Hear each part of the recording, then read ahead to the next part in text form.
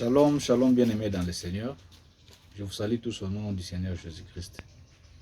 Essayons un peu d'analyser ensemble ce verset biblique que je vais vous lire ici. C'est Genèse 1, je commence au verset 28 jusqu'au verset 30.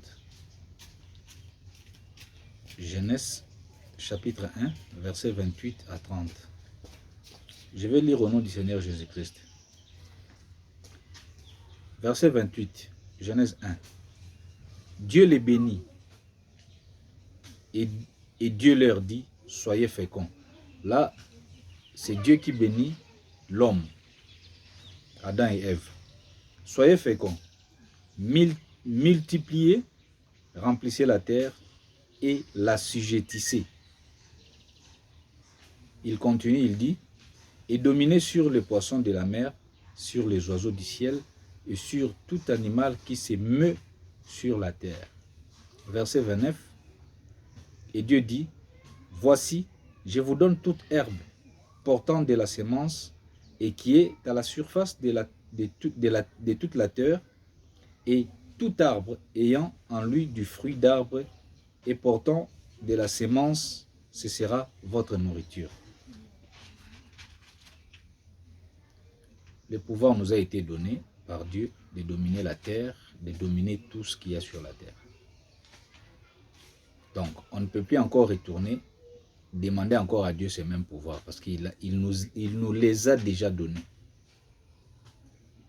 Maintenant, je voulais poser une question aux gens qui ont l'habitude d'aller chez les féticheurs.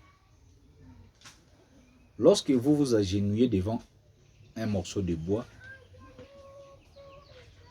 vous vous agenouillez devant des statues,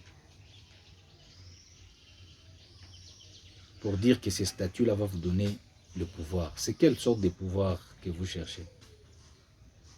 Parce que ici dans la Bible, je vois déjà Dieu dit que nous allons dominer sur tout.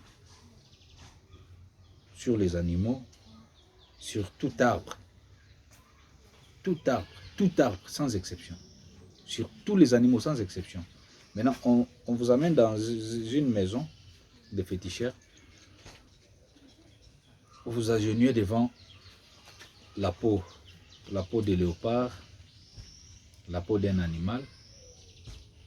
Vous vous agenouillez devant un morceau de bois, donc statue, taillé en morceau de bois taillé en statue, et vous demandez un pouvoir.